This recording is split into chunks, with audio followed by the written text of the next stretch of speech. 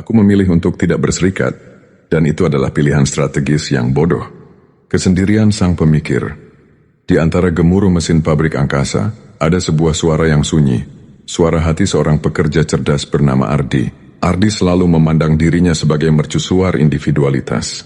Ketika rekan-rekannya, diwakili oleh serikat yang dipimpin Budi, berdiskusi tentang perlindungan kolektif, Ardi menjauh. Aku memiliki akal, aku bisa bernegosiasi untuk diriku sendiri. Keyakinannya begitu kokoh. Ia melihat perserikatan bukan sebagai kekuatan, melainkan sebagai kemalasan kolektif. Namun realitas adalah guru yang keras. Pukulan pertama, ketika suara menjadi bisikan. Suatu pagi pengumuman mengejutkan datang. Pemangkasan drastis upah lembur. Kegelisahan memuncak, namun Ardi memilih jalur tunggal.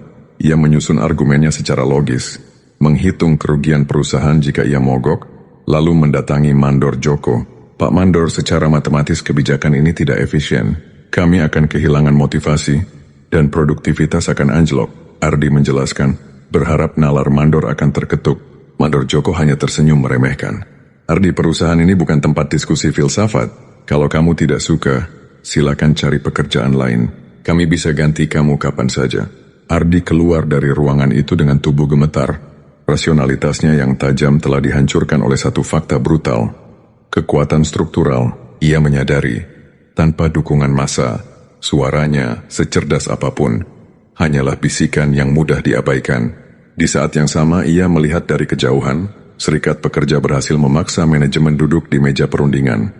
Bersenjatakan undang-undang dan solidaritas ribuan orang. Pukulan kedua, kerentanan di tengah badai. Beberapa bulan kemudian sebuah kecelakaan kecil di mesin Ardi. Kecerobohan yang dipicu oleh jadwal kerja yang terlalu panjang. Tangannya terluka. Saat ia harus mengurus klaim asuransi dan kompensasi, ia merasa terisolasi dalam labirin birokrasi yang dingin. Setiap formulir adalah jebakan. Setiap pertanyaan adalah beban.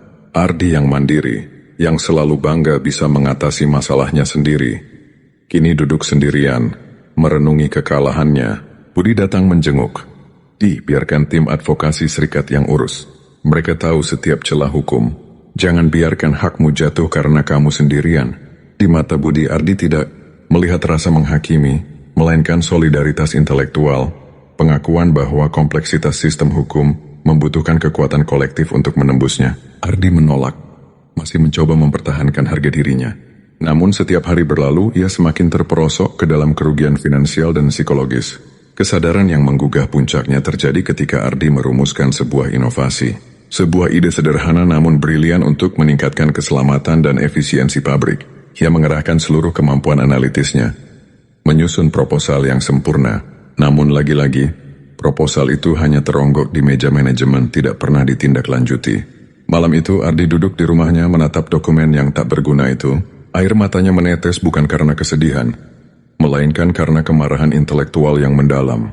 Ia menyadari, kerugian terbesar pekerja yang tidak berserikat adalah hilangnya kapasitas untuk memajukan diri dan lingkungan kerjanya secara kolektif. Ide-idenya, yang seharusnya menjadi katalis perubahan, hanya tinggal kertas tak bernilai karena ia tidak memiliki platform kolektif untuk mendesak realisasinya. Ia telah mengkhianati potensi dirinya sendiri demi ilusi kemandirian. Keesokan harinya Ardi berjalan lurus menuju kantor serikat. Ia tak lagi membawa kesombongan, hanya sebuah kesadaran yang tercerahkan. Budi, katanya dengan suara yang akhirnya tulus, aku salah. Aku telah membiarkan idealisme individualku menjadi alasan bagi kerentanan. Aku memilih untuk tidak berserikat, dan itu adalah pilihan strategis yang bodoh. Budi tersenyum dan ia menyerahkan formulir pendaftaran. Selamat datang Ardi, kata Budi. Suaramu tidak hilang. Suaramu kini menyatu dengan ribuan suara lain. Dan percayalah, suara kolektif adalah satu-satunya bahasa yang didengar kekuasaan. Ardi menandatangani formulir itu. Ia tidak hanya bergabung dengan sebuah organisasi. Ia telah kembali ke akal sehat. Ia telah menemukan kembali kekuatan sejati seorang pemikir.